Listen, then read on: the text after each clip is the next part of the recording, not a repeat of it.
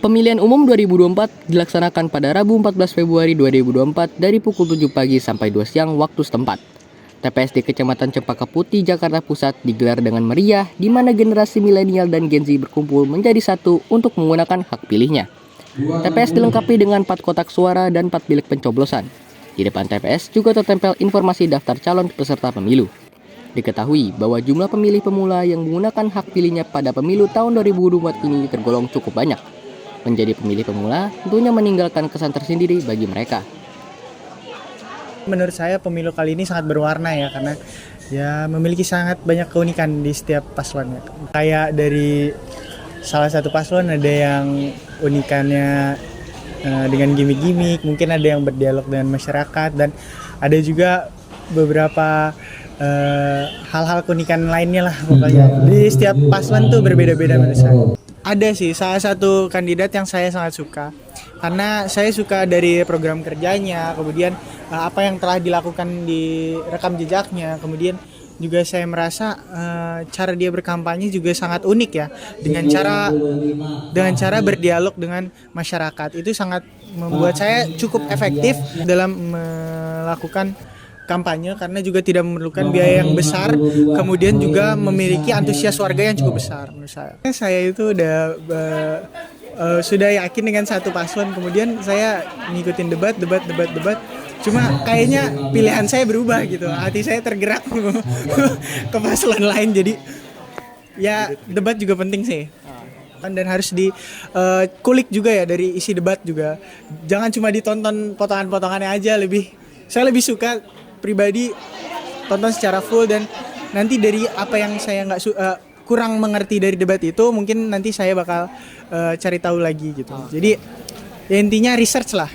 Ya itu tadi, kita harus research, kemudian kita juga harus cari sumber yang tepat gitu kan. Selain itu juga saya rasa dengan tadi menonton debat, mencari program kerja, visi misi, dan rekam jejaknya, kita juga harus cari berita-berita yang benar-benar akurat. Bukan benar-benar akurat sih, tapi kayak beritanya lebih terpercaya lah.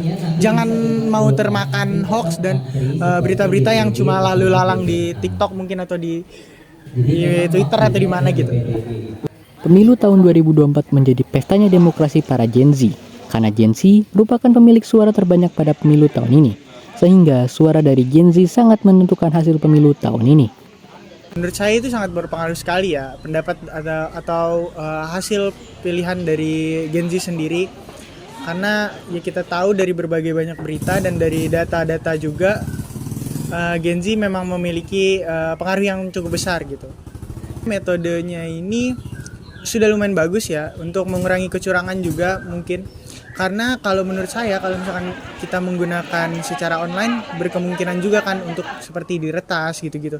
Kayak dengan adanya pencoblosan ini menandakan kan berarti datanya real, jadi hard file-nya tuh real. Jadi menurut saya untuk mengurangi kecurangan juga ini cukup efektif menurut saya dibanding dengan online. Walaupun memang menurut saya online lebih efektif karena bisa dilakukan di mana saja, nggak harus seperti ini.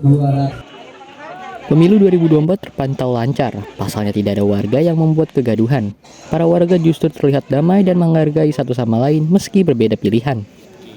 Pertama, kita juga harus tahu alasan kita milih, kemudian kedua juga kita cari tahu latar belakang, terus programnya, visi misi. Jadi kita hatamin dulu di setiap paslonnya, kita cari tahu masing-masing biar kita juga bisa mendapatkan pilihan yang baik. Pemimpin yang baik itu menurut saya adalah pemimpin yang mendengarkan aspirasi dari masyarakat, mendengarkan masukan, kemudian juga membuat evaluasi di setiap pekerjaan yang dilakukan. Kemudian juga untuk masalah dari Gen Z sendiri, kita semua tahu bahwa Gen Z sendiri memiliki hal krusial juga, yakni mental health. Jadi menurut saya dari ketiga paslon, saya yang merasa ada salah satu paslon yang memiliki program terkait kepentingan masalah mental issue ya. Jadi menurut saya itu sangat penting juga bagi Gen Z, bagi masyarakat lah. yang terpenting sih cari tahu rekam jejak, program, visi misi. Kemudian kita bisa menyampaikan ke teman kita bahwa bahwa pilihan kita atau pendapat kita dengan cara juga yang baik. Jadi kita juga harus toleran dengan teman-teman yang berbeda pilihan. Dan sebisa mungkin kita mengajak teman-teman juga untuk tidak golput. Jadi sebisa mungkin memilih salah satu paslon, walaupun memang tidak semuanya paslonnya sama dengan apa yang kita itu. Jadi kita harus toleransi juga. Namun, tidak bisa dilupakan bahwa peran generasi milenial dalam pemilu 2024 masih akan sangat penting dan memainkan peran yang signifikan dalam menentukan arah politik dan kebijakan. Dengan demografis yang besar dan semakin aktifnya di ranah politik, generasi milenial akan menjadi kekuatan yang harus diperhitungkan dalam proses pemilihan. Untuk populasi penduduk, kalau harusnya ya meningkat, kan sesuai program pemerintah meningkat terus. Iya, kan konstitusi menyarankan pemilih itu jurdil sama luber, jujur, adil, langsung, umum, bebas rahasia. Tapi kan ternyata ada intervensi dari luar yang harus ke paslon tertentu, itu kan itu nggak benar, gitu. Itu nggak jurdil lagi. Konstitusi menyarankan jurdil, pemilu damai itu nggak ada. Pemilu damai itu asal jujur, adil, langsung, umum, bebas rahasia, itu baru damai. Sarannya lembaga KPU harus independen, nggak bisa di bawah pemerintah, di bawah presiden itu nggak bisa, harus independen. Independen, ya tersendiri. Otomatis nanti kalau KPU-nya independen, pengawasnya KPU, Bawaslu-nya juga independen. Jadi tidak bisa diganggu gugat. Kalau KPPS kan tingkat masing-masing wilayah, mereka kan netral, orang-orang yang orang-orang yang netral, maksudnya di luar partisan kan, mereka orang netral, benar-benar melalui tingkat RT ya di RT gitu, kayak gitu. Ya setiap kontestan harusnya lebih terbuka dalam menyampaikan visi misi, kemudian lebih transparan dan tidak money politik. Nah, jadi mengajak kepada masyarakat untuk mandiri. Aspirasi ya sejauh itu sesuai konstitusi. Kalau menyimpang ya nggak menginspirasi lagi. Suasana pemilu 2024 berbeda dengan pemilu 2019. Dalam pemilu 2024 berjalan lebih adem dibanding 2019.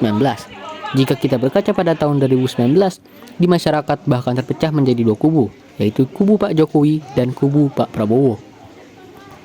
Kalau balik ya namanya mundur lah. Semakin ke depan harusnya semakin baik tingkat kepercayaannya, tingkat kemudahannya mengakses gitu. Jadi masyarakat itu loh semakin dewasa, semakin pintar gitu loh. Saya rasa jangan golput sih sebenarnya, jangan golput. Karena suara itu penting coy. Buat 5 tahun ke depan kan kita juga harus milih buat hidup kita 5 tahun ke depan. Masa kita mau BBM naik? Saya Muhammad Zoe, pamit undur diri. Terima kasih dan sampai jumpa.